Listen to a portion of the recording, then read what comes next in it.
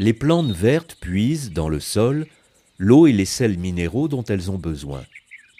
Les quantités d'eau prélevées sont considérables.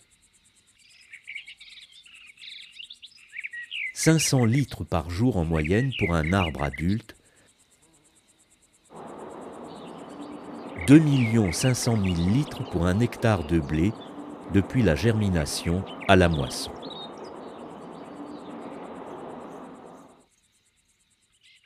Les racines sont des organes spécialisés dans l'absorption. Elles représentent une surface d'échange pouvant atteindre plusieurs dizaines à plusieurs centaines de mètres carrés pour une seule plante.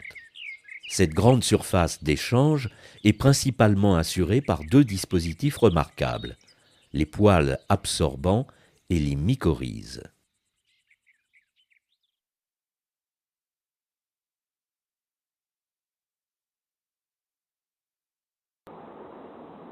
Chez de nombreuses plantes terrestres, particulièrement chez les plantes herbacées, l'entrée d'eau se fait au niveau de poils très fins, les poils absorbants.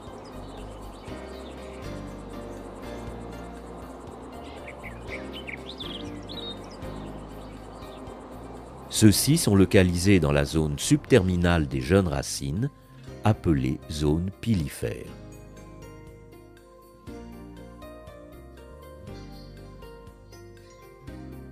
Les poils absorbants sont des cellules très allongées, dont la paroi fine et perméable permet l'entrée d'eau dans la vacuole.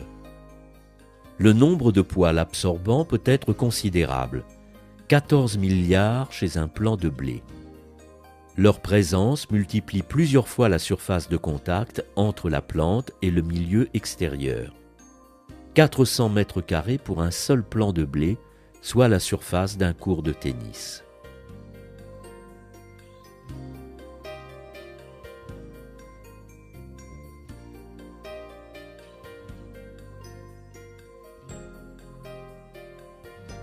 La plupart des arbres ne possèdent pratiquement pas de poils absorbants au niveau de leurs racines.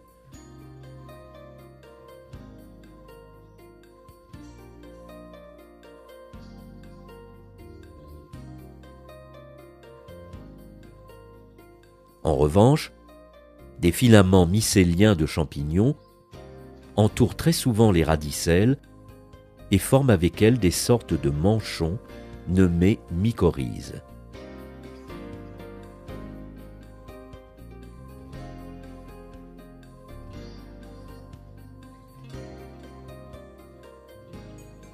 C'est le cas non seulement chez de nombreux arbres tels que le chêne, le pin, mais également chez certaines plantes herbacées telles que les légumineuses.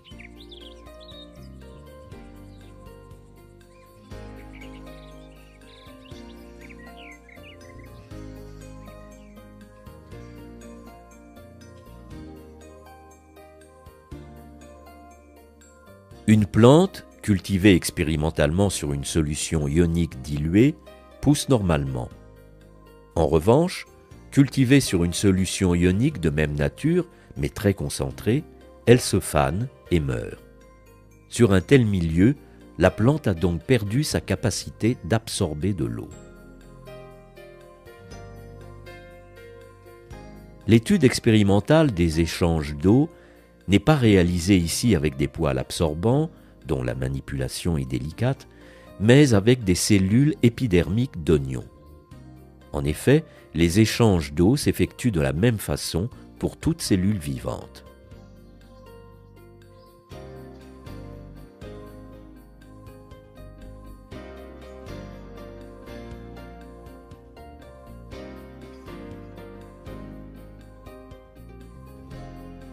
Un fragment d'épiderme, prélevé sur une écaille de bulbe d'oignon rouge, monté entre lame et lamelle, étudié au microscope, permet d'observer des cellules vivantes.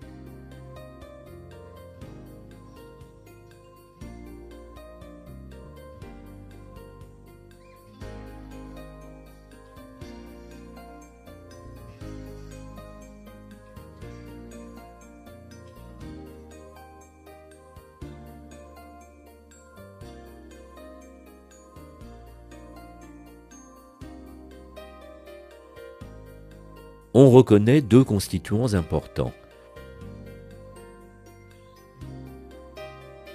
la paroi cellulaire et une grande vacuole dont le contenu liquide est ici naturellement coloré par des pigments rouges. Les autres constituants cellulaires, noyaux, cytoplasme, sont peu visibles sans l'emploi de colorants spécifiques.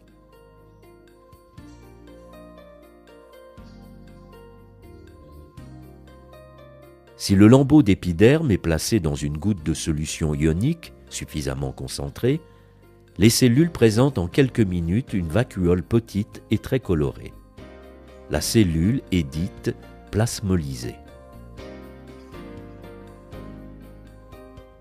Si un lambeau, dont les cellules sont plasmolysées, est transporté dans de l'eau, le volume de la vacuole augmente à nouveau. C'est la déplasmolyse. Lorsque la vacuole remplit la quasi-totalité de la cellule, celle-ci est dite turgescente. La turgescence est l'état normal d'une cellule vivante. Pour expliquer ce phénomène, on utilise un modèle physique, l'osmose. L'osmomètre utilisé est formé d'une membrane semi-perméable qui sépare deux milieux aqueux dont la concentration en soluté est différente.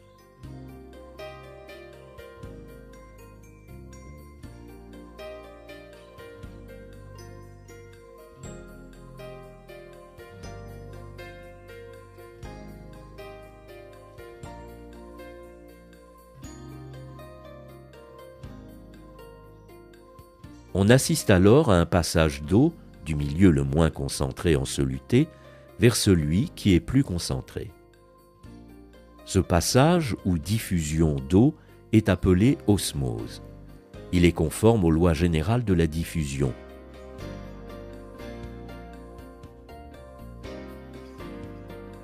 Les molécules ou les ions d'une solution présentent, comme les molécules d'un gaz, des mouvements incessants qui se font dans tous les sens et au hasard. Ces mouvements, dont l'intensité est liée à la température et à la pression du milieu, assurent la diffusion des molécules ou des ions et aboutissent à leur répartition homogène dans le milieu.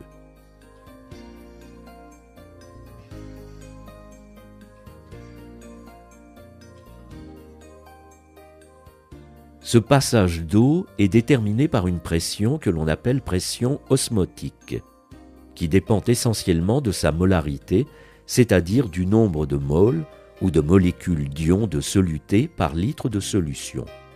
Ainsi, pour deux solutions données, la solution à molarité la plus élevée est dite hypertonique. La solution à molarité la plus faible est dite hypotonique.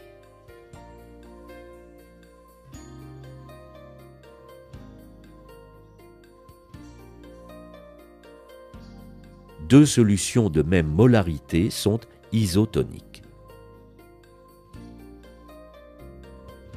Les variations de volume de la vacuole observées précédemment sont donc dues à une entrée ou à une sortie d'eau à travers la membrane cytoplasmique, conformément aux lois de l'osmose.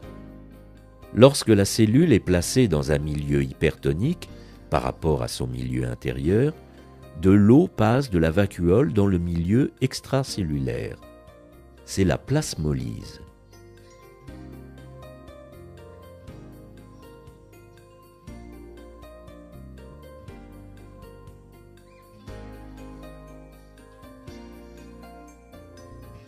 Le phénomène inverse se produit lorsque la cellule plasmolysée est placée dans un milieu extérieur hypotonique par rapport à son milieu intérieur.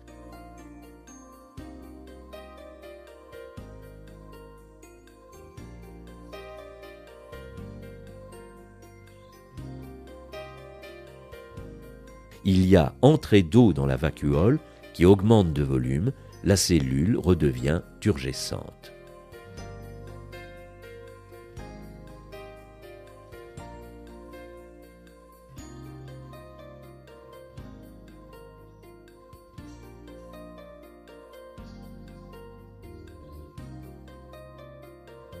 Au niveau du poil absorbant, il en est de même.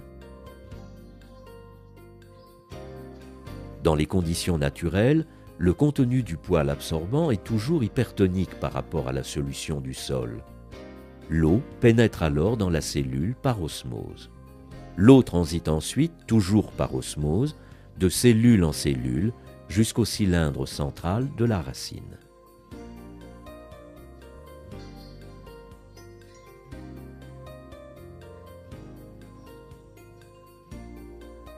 Au niveau du cylindre central, l'eau et les sels minéraux sont transportés dans des tuyaux, les vaisseaux du bois ou xylème, et constituent la sève brute.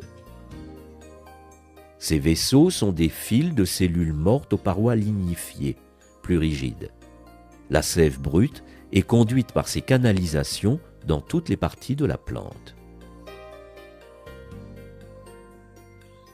Une partie de l'eau absorbée est perdue par évaporation par les feuilles. C'est le phénomène de transpiration. Une plante, enfermée dans un sac en plastique, donne lieu à un dépôt de gouttelettes sur la face interne du sac.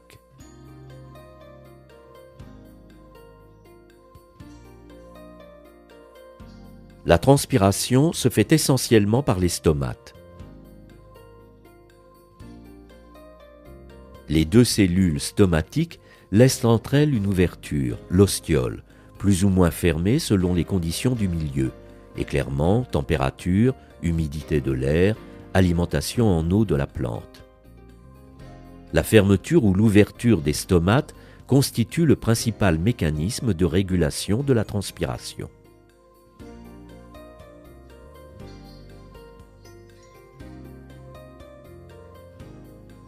La transpiration est responsable d'un appel d'eau continuel, l'aspiration foliaire, qui provoque la montée de la sève brute.